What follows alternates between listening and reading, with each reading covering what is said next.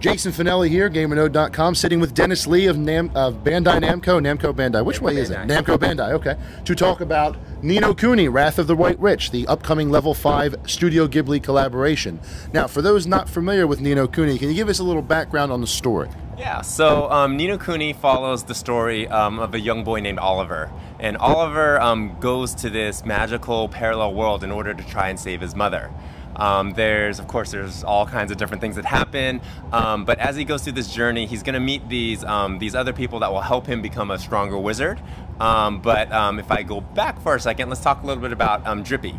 So Drippy is, actually I'll talk about the story, I'll go back even more. So Oliver, when he loses his mother early on in the story, he's of course very sad. So he's in his house and he's holding this stuffed doll that his mom made for him. And in his sadness and with his tears, this doll just magically starts to come to life. So it just kind of morphs into this little kind of fairy creature with a lantern on his nose. And so Drippy, you find out that Drippy was imprisoned into the doll in his world, and he implores Oliver to go to his world to help him save the world, and in doing so, he hopefully can help save his mother. Now, what is the, I've heard it's an RPG type game. Now, what kind of format are we taking here? Is it third-person action? Are we going to have more of a, obviously it's more of a JRPG type feature, but what are players going to be doing? Yeah, so it is, in some sense, in some elements, it is kind of a traditional Japanese role-playing game. Players are going to have the ability to, to fully explore the world. The battles take place, it's kind of a hybrid of real-time battles and strategic battles. Okay. So players will be able to control their characters, move them in real time. So, if they're running around trying to run away from an enemy while they try to figure out what to do or how to plan their attack, they definitely have full control. There are characters that players can use, but then there's also these familiars that their characters can use. So to use as an example, so Oliver can have up to 3 familiars that he brings along to battle with him.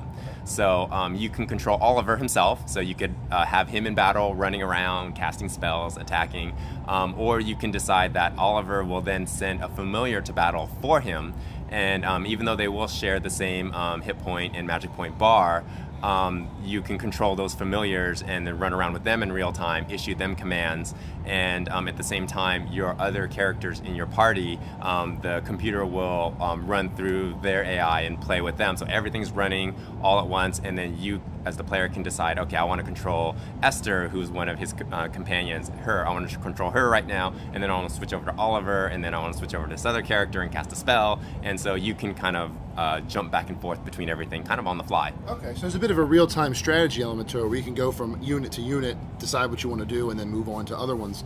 Now, is it more of a, if Oliver obviously is the main person, so if he were to die, is the entire battle lost? So if Oliver is defeated, actually it isn't. So your whole team actually has to be defeated for you to lose that battle. And so what happens is if the player you're controlling is defeated, basically then at that point actually everything will pause for a second, and the game will give you a chance to decide, okay, which of the remaining characters do I want to control that's left. Okay, perfect. Now I want to go back to Drippy for a second. Now, Drippy, will Drippy be will he have an attacking battle like along Oliver and Esther and the rest of them, or is he more of a support? What is Drippy's role in the overall game? So Drippy is kind of like, he likes to call himself a sidekick to Oliver. So he's the person who, of course, brings Oliver to the parallel world, and he's the one that's kind of teaching him at the beginning, like what to do, how to be a wizard, where things are, and he's the guy. He's almost like your guide in this other world. But in battle, he is in battle, but the players can't take control of him, and he doesn't actually run in and actually hit the enemies himself. You see him kind of running, in the background. Sometimes he's like cheering, jumping around. But he will also, every once in a while, he will throw out a glim to the players. So the glims in battle are these colorful orbs that when you're attacking enemies, sometimes they'll just kind of pop out. And then so they have green ones and blue ones, and so the green ones will restore a little bit of your health, and then the blue ones will restore a little bit of your magic. And so Drippy will occasionally, he'll just kind of throw out a green glim if he thinks you might need it. You know, you need the little boost in health. There's also these special golden glims which will pop out, and they're pretty rare when they pop out.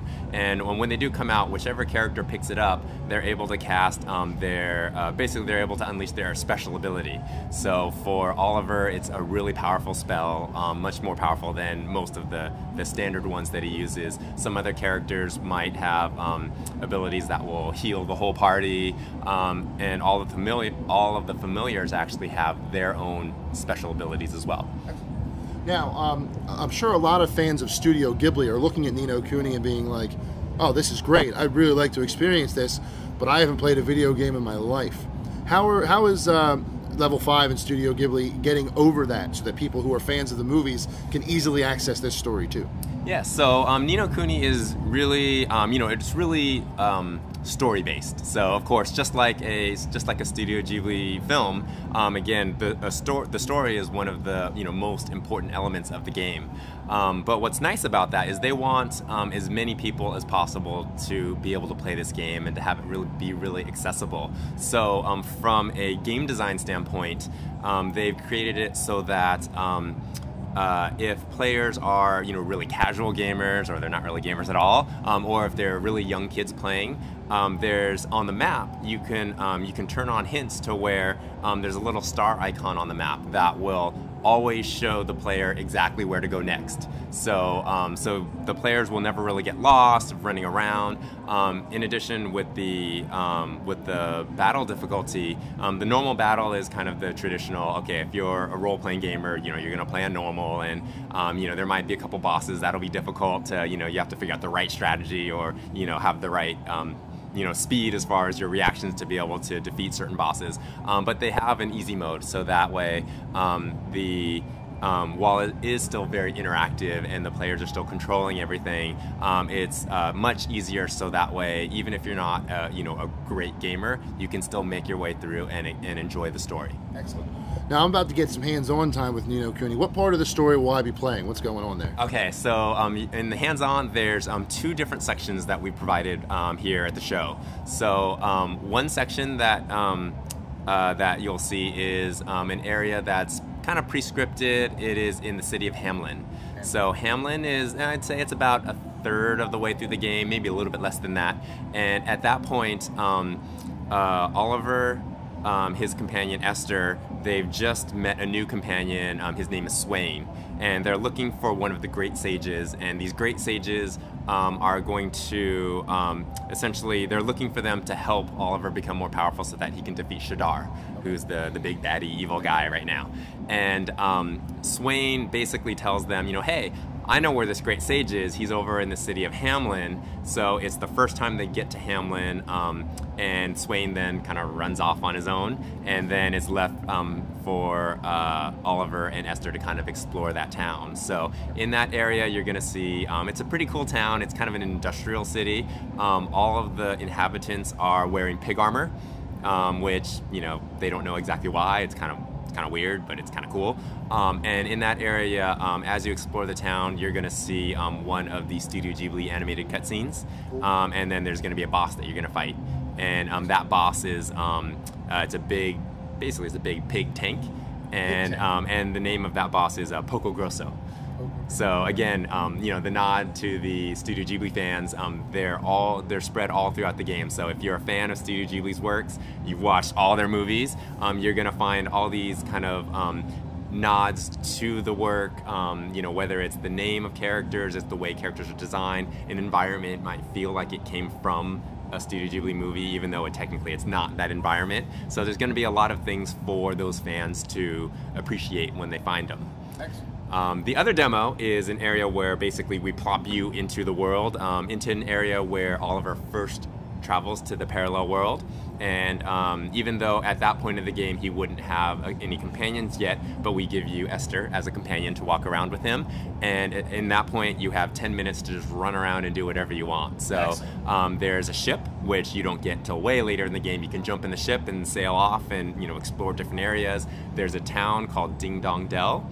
And in that town, you can run around the town. You can look at all the details and the styles that were put into that town. There's a dungeon in there called Ding Dong Well. And then you can go in there and fight some enemies in there. Or there's a couple forests. They're not so much dungeons, but they're forest areas where if you wander around in the main overworld plains area, you can find these forests and go travel in there and explore those as well. Excellent. Two quick questions to follow up. How long of gameplay total are you anticipating for the event?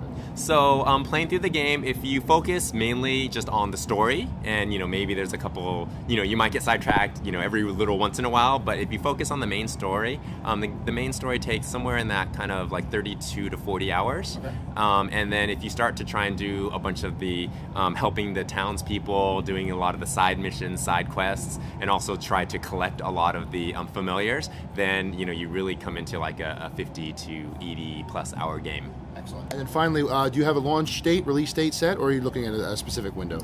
We do have a release date. Excellent. So Ni no Kuni is coming out PlayStation 3 exclusive, and it is coming out January 22nd, 2013.